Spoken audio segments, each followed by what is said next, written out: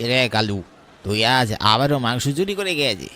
আচ্ছা বল তো, তোকে কি আমি খাবার খেতে দেই না? এই এইসব কি বলছেন বাবু? আমি মাংস চুরি করে খাবো কেন? তুই না খেলে পাতিলের এত সব মাংস কোথায় গেল শুনি? এক পাতিলের মাংস আমি কেমন করে একা খাবো বাবু? ইয়ে তো অসম্ভব বাবু। এখন মাত্র রাত 8টা বাজে, এত তাড়াতাড়ি মাংসের পাতিল খালি হয়ে গেল? একটু পরে তো স্টেশনে ট্রেন আসবে, যাত্রীরা রাতের খাবার খাওয়ার জন্যে হোটেলে আসলে তাদের কি খেতে দেব? এভাবে চলতে থাকলে তো আমার ব্যবসা লাঠে উঠবে রে। আমি তো পথে বসে যাব রে। না না, কাল সন্ধ্যার পর আর বাড়ি যাওয়া যাবে না, হোটেলেই থাকবো। আর কই রে কালু, আমি বাড়ি যাচ্ছি, তুই এদিকটা দেখে শুনে রাখিস, আমি তাড়াতাড়ি ফিরে আসবো। আচ্ছা বাবু। হোটেল মালিক মোহনবাবু বাড়ি না গিয়ে হোটেলের বাইরে এক কোনায় চুপচাপ লুকিয়ে হোটেলের দিকে নজর রাখলেন। বেশ কিছুক্ষণ পর মোহনবাবু দেখলেন গ্রামের 2-3 জন বখাটে ছেলে লুকিয়ে হোটেলের রান্নাঘরের দিকে যাচ্ছিল।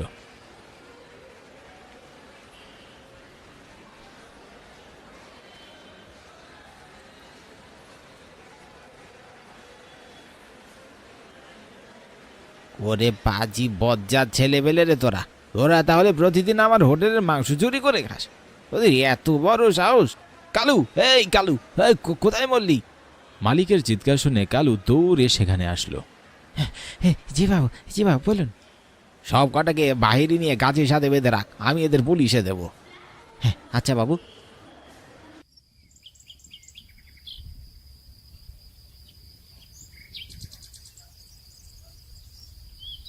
তোর সাহস দেখে আমি রীতিমতো অবাক হয়ে যাচ্ছি মোহন। আমার এলাকায় থেকে শেষে কিনা আমার ভাগ্নিকে তুই বেঁধে রেখেছিস? মাফ করবেন মোড়ল মশাই, রোজ রোজ এরা আমার হোটেলে খাবার চুরি করে খায়, আজ আমি ওদের হাতে নাতে ধরেছি। তাই বলে আমায় না জেনে তুই ওদের ধরে বেঁধে রাখবি? শোন, ওর যত টাকার খাবার ওর চুরি করেছে সব হিসাব তুই আমার থেকে নিয়ে নিস, এখন ওদের ছেড়ে দে। হোটেল মালিক কালুর দিকে তাকিয়ে ইশারা করল, আর কালু ছেলেগুলোকে ছেড়ে দিল। ছেলেগুলো মোড়লের সঙ্গে চলে যায়।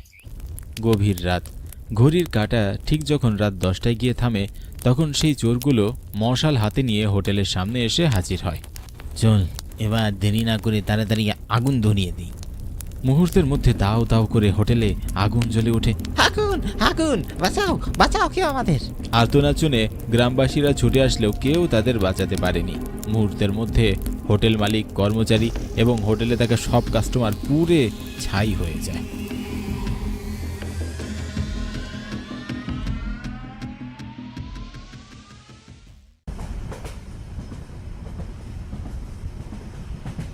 দাদা, এটা কোন স্টেশন জানো?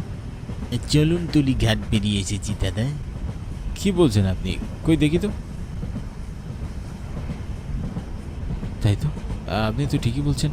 মালতী, ও মালতী, ওঠো, সর্বনাশ হয়ে গেল। কি হয়েছে? আমরা কি বীরভূম চলে এসেছি? আরে না গো, অনেক আগে বীরভূম ছেলে চলে এসেছে। দুজনেই ঘুমিয়েছিলাম, টেরই পাইনি। কি বলছো এসব? এখন কি হবে? দাদা, এখন কি করা যায় একটু বলুন তো।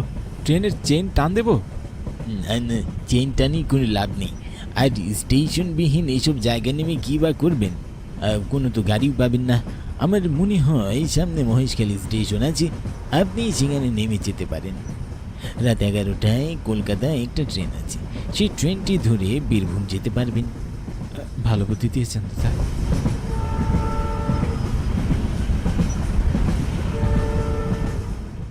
চলো, মহেশখালী চলে এসেছি, তাড়াতাড়ি ট্রেন থেকে নামতে হবে।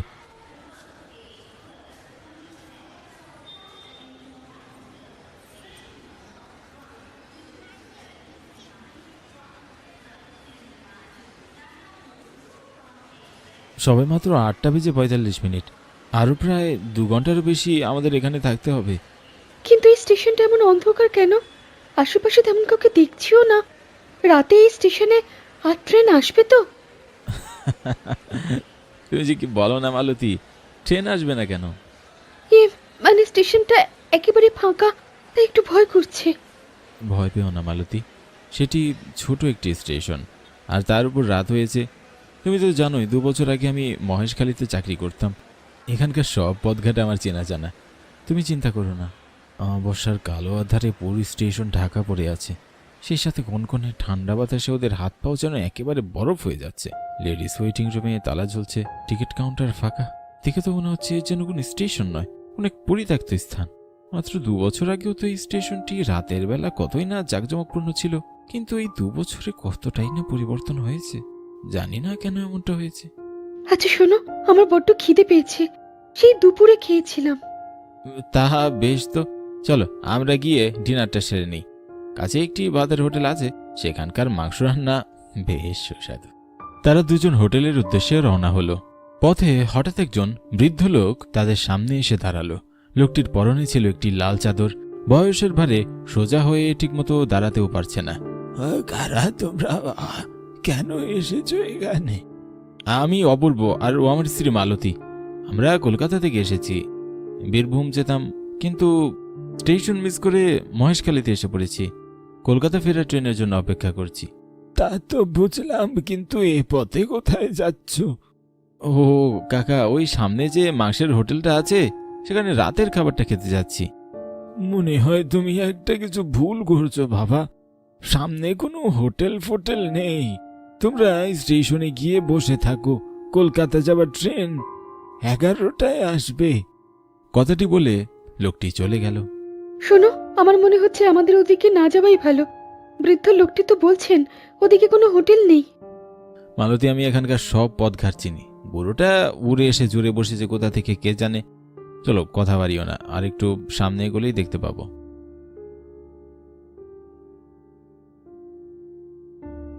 দেখেছো দেখেছো মালতী, কত সুন্দর খাবারের গ্রান! বলেছিলাম না এখানে অনেক সুস্বাদু খাবারের হোটেল আছে। তারা একটু সামনে এগোতেই দেখলো সত্যি সেখানে একটি খাবারের হোটেল আছে। তারা দুজন হোটেলের ভেতরে প্রবেশ করলো। এই কালু, সাহেব আর বৌদি কি খেতে চাই দে? বাস, কি দেবো বলুন? বাস, কি খাবেন? 2 প্লেট খাসির মাংস দাও। এখনই দিচ্ছি।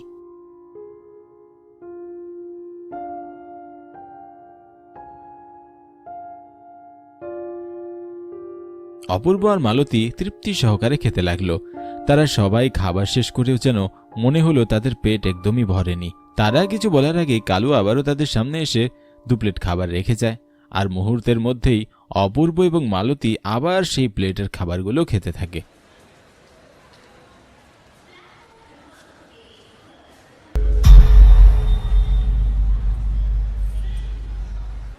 অপূর্ব, দেখো তো এটা কি? এ তো মানুষের হাতের আঙ্গুল মনে হচ্ছে। এই যে মশাই, এদিকে আসুন, এটা কি?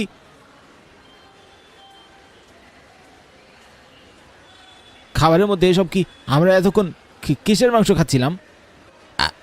মোড়লের ভাগ্নিকে ধরে রান্না করেছি সাহেব, এটা হরি হাতির আঙ্গুল। হোটেল মালিকের মুখে এমন রসিকতাপূর্ণ উত্তর শুনে অপূর্ব রেগে গেল আর বলল, এ কেমন রসিকতা মশাই? খাবার নিয়ে কেউ এ ধরনের রসিকতা করে? এত কিছু আপনাদের জানার দরকার কি? কি খাচ্ছেন খান না। হোটেল মালিকের কথা শুনে ওরা প্রচণ্ড চমকে যায়। পরক্ষণেই ওরা লক্ষ্য করল কালুর পা দুটো মাটি থেকে কিছুটা উপরে।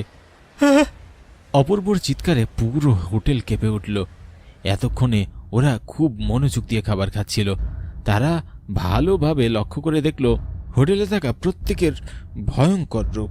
বিষয়টি দেখে ওদের বুকের ভিতরের পানি শূন্য হয়ে গেল। প্রচণ্ড ভয়ে অপূর্ব মালতী দৌড়াতে লাগলো। তারা হোটেল থেকে বের হয়ে যতই দৌড়াচ্ছিল, কিন্তু কি আশ্চর্য, তারা ঘুরে ফিরে সেই একই হোটেলের সামনে এসে পড়ছিল।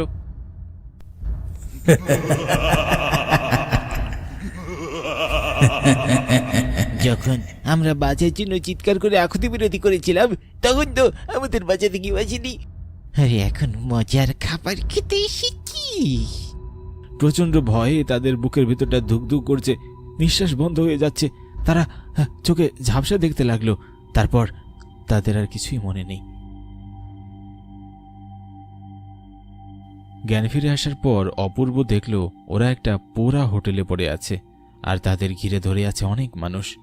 তারা লক্ষ্য করল জলের গ্লাস হাতে নিয়ে দাঁড়িয়ে আছে সেই বৃদ্ধ লোকটি, যে কিনা গতকাল রাতে তাদেরকে হোটেলে যেতে বারণ করেছিল।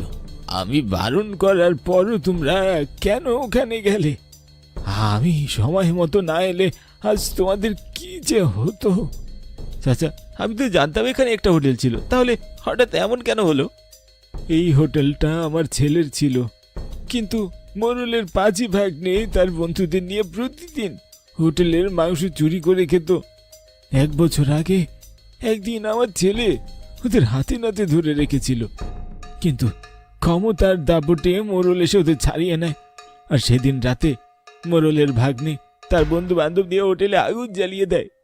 সেই ভয়াবহ আগুনে আমার ছেলে সহ হোটেলে থাকা প্রত্যেকে পুড়ে ছাই হয়ে যায় বাবা। তারপর থেকে প্রায় প্রতিদিন রাত 8টা থেকে রাত 10টায় এই পুরা হোটেলটা আগের মতো জাঁকজমকপূর্ণ হয়ে ওঠে। খাবারের সুঘ্রাণ পেয়ে যদি কেউ একবার ভুল করে হোটেলে প্রবেশ করে, তাহলে সে আর প্রাণ দিয়ে বেঁচে ফিরতে পারে না। কাল রাতে আমার সন্দেহ হয়েছিল তোমরা হয়তো সেই হোটেলেই যাবে, আমার কথা রাখবে না। তাই তোমাদের পিছু করতে করতে হোটেলে এসে দেখি তোমরা দুজন অজ্ঞান হয়ে পড়ে আছো। আমাকে দেখে আমার ছেলে আর কিছু করেনি, সে তোমাদের ছেড়ে দিয়েছে। সে রাত থেকে তোমাদের জন্য অপেক্ষা করছি কখন তোমাদের জ্ঞান ফিরবে। এই সকাল সকাল তোমাদের জ্ঞান ফেরার সময় হলো। সকালে তারা কলকাতার ট্রেনে উঠে বীরভূম দিয়ে পৌঁছালেন। তাদের জীবনের এই ভয়ঙ্কর মুহূর্ত চিরকালের জন্য স্মরণ হয়ে থাকবে।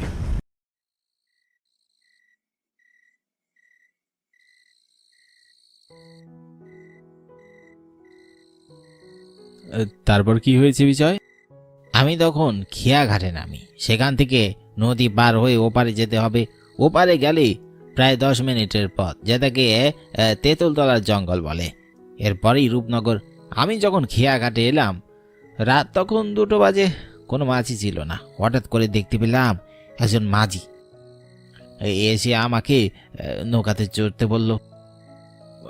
ভূত ছিল নিশ্চয়ই। দূর বেটা, আগে তো কাহিনী শোন। আমি নৌকাতে উঠে বসলাম, আমাকে ওই পারে নামিয়ে দিল। নৌকাতে প্রায় 20 মিনিট বসেছিলাম, কিন্তু অদ্ভুত ব্যাপার, মাঝি একটাও কথা বলল না।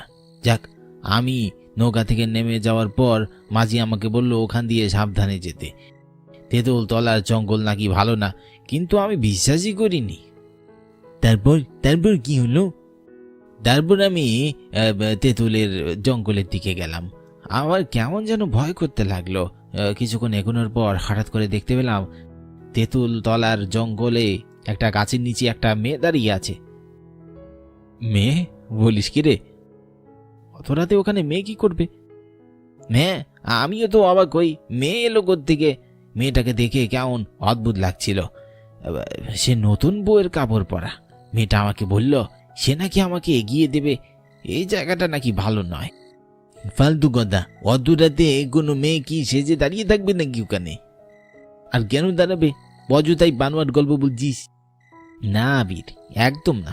আমি এসব কথা ভাবছিলাম তোর মতো, কিন্তু আমি তাকে জিজ্ঞাসা করলাম আপনি এত রাতে এখানে? সে কোনো জবাব দিল না। দুজনে হাঁটতে থাকি। হঠাৎ করে মেয়েটা একটা অশরীরীতে রূপান্তরিত হলো। মেয়েটার চেহারা দেখে আমি ভয় পেয়ে যাই। তারপর হঠাৎ দেখি মেয়েটা আমাকে মারতে চলে আসে। আর দূরে দাঁড়িয়ে সেই মাঝিটা চিৎকার করে হাসছিল, বলছিল তাড়াতাড়ি বাড়তে। তার মানে ওই মাঝিটা আর মেয়েটা দুইজনই ভূত? দেখলি, আমি আগেই বলেছিলাম। আরে দূর, এসব ভূত টুত কিছুই হয় না, এগুলো সব মিথ্যে কথা। মিথ্যে নয়, সেদিনের পর থেকে আমি অনেক অসুস্থ ছিলাম। ভগবানের কৃপায় সে যাত্রায় আমি বেঁচে গেছি। তারপর থেকে কোনোদিন আমি রাত করে আর গ্রামে যাইনি।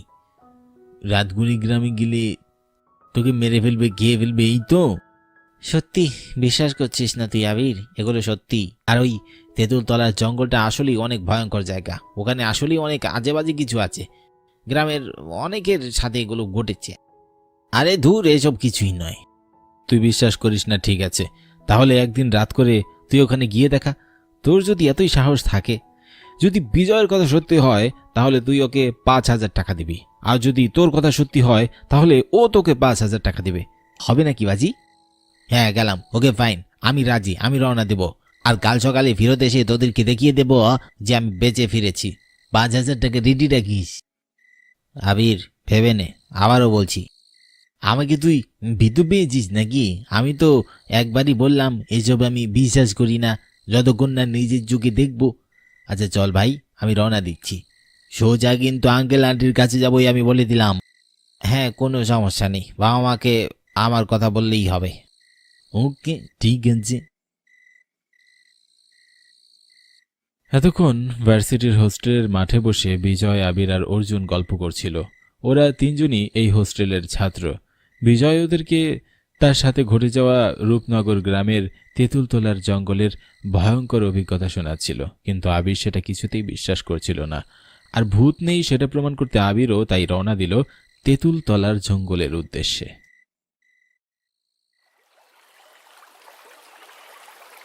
আবির প্রথমে বাসে করে 2 ঘন্টার পথ পেরিয়ে নদীর সামনে এসে দাঁড়ায়।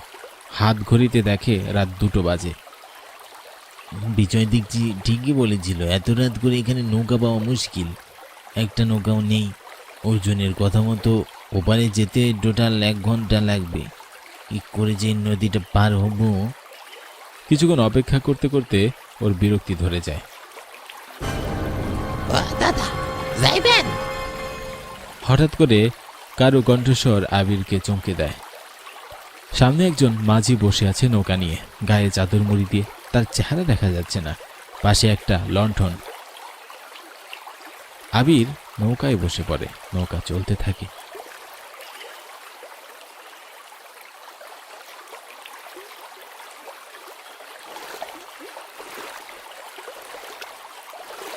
যাক বাবা, বাঁচলাম। হ্যাঁ দাদা, আমাকে একটু নদীটা পার করিয়ে দিন না। ওই তেঁতুলতলার জঙ্গলটায় নিয়ে যান। তেঁতুলতলার জঙ্গলে আপনি কি কামে যাইবেন দাদা? আসলে জঙ্গলে কোনো কাজ নেই, তবে জঙ্গলটা পেরিয়ে আমাকে রূপনগর যেতে হবে দাদা। কিন্তু ওই জঙ্গলটা তো ভালো নয় দাদা। তেঁতুলতলার জঙ্গলে একটা মাইয়া রাতটা কইরা বেড়ায়। রাত কইরে ওইখানে কেউ গেলে তারে মাইরা ফেলে। আরে দাদা, আপনি যাবেন কিনা যেতে বলুন। এগুলো সব ভুয়া কথা, এইসব আমি বিশ্বাস করি না। আপনি বিশ্বাস করেন না? না, একদম বিশ্বাস করি না। যদি নিজের চোখে দেখেন। সেটা না হয় পরে দেখা যাবে, কিন্তু আপনি নৌকা চালান দাদা, আমাকে তাড়াতাড়ি যেতে হবে। ঠিক আছে।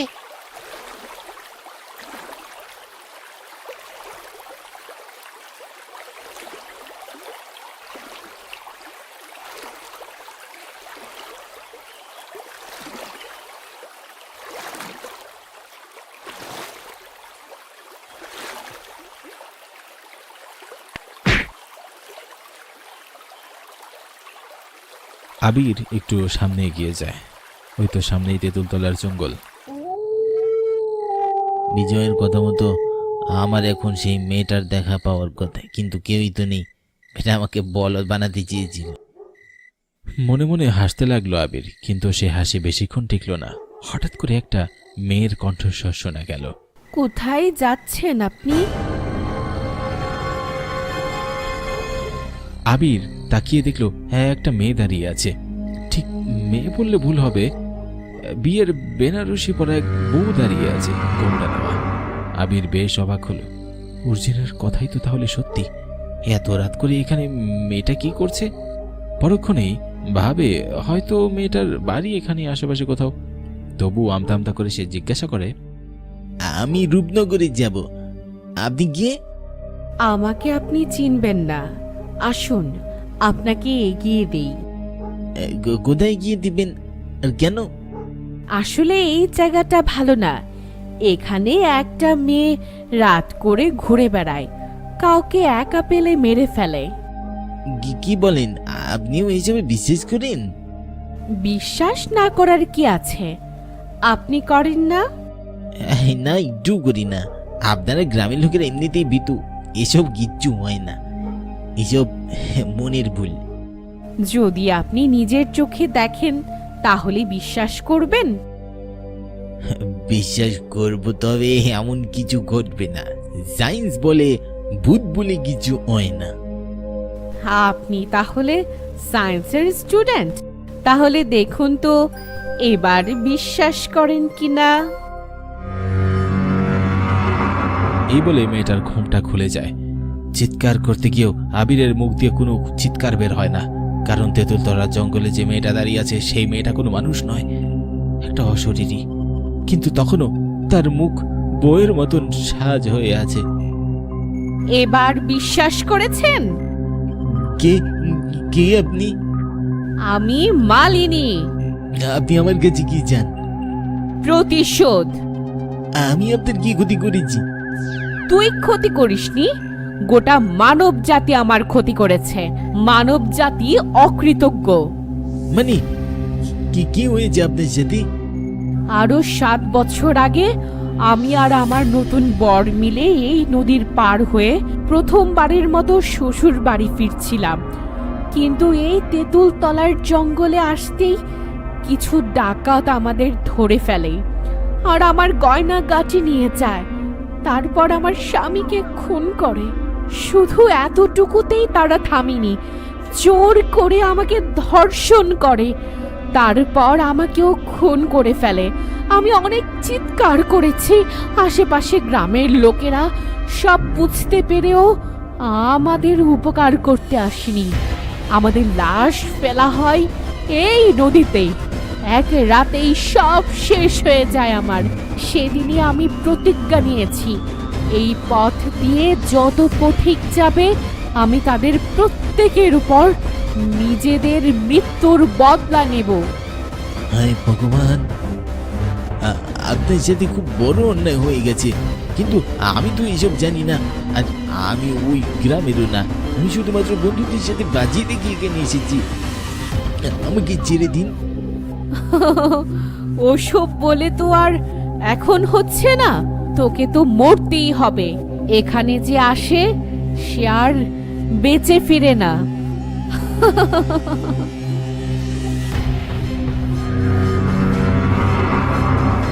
তাড়াতাড়ি করো মা জাননী, সকাল হয়ে আসতেছে, লোকজন চলে আসবে। এটাকে এখানেই মারতে হবে।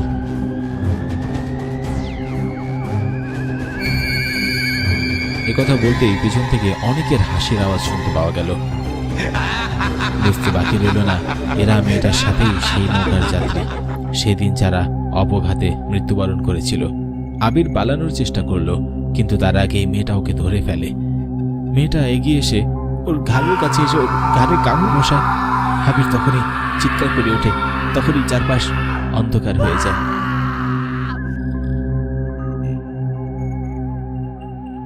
আমি বেঁচে আছি, বেঁচে আছি। আপনারা ওকে কোথায় পেলেন? সকালবেলা তোমাকে ওই তেঁতুলতলার জঙ্গলে আমাদের নিমাই পড়ে থাকতে দেখেছিল, ওই তোমাকে নিয়ে এসেছে। আর গত রাতে বিজয় আমাদেরকে ফোন করেছিল। তুমি যে কেন আসলে? তোমাকে তো আসতে বারবার নিষেধ করা হয়েছিল। এখন ঠিক আছো? আন্টি, আমি আসলে বিশ্বাস করতাম না, কিন্তু এখন আমি বিশ্বাস করি। ঠিক আছে বাবা, রেস্ট করো। তোমার ঘাড়ে চোট ছিল, ব্যান্ডেজ করেছি, এখন আর সমস্যা নেই। অশেষ কৃপা, আমি এখনই ঢাকা চলে যাব। কি বলো? তোমার শরীর অসুস্থ, এখানে তোমার কোনো অযত্ন হবে না।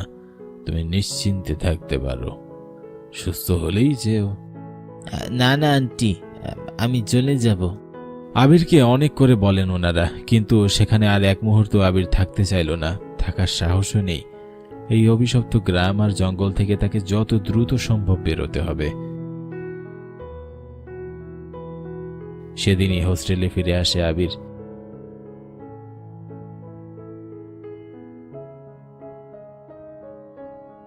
সেদিনের পর ওর ভীষণ জ্বর হয়, সেরে উঠতে প্রায় 1 মাস লেগে গিয়েছিল। তারপর থেকে আর কোনোদিনই আবিরের মুখে শোনা যায়নি ভূত নেই, কারণ তেঁতুলতলার জঙ্গলই সেটার সব থেকে বড় প্রমাণ। নিজের চোখে দেখা এমন জ্বলন্ত প্রমাণ সে কি করে অস্বীকার করবে?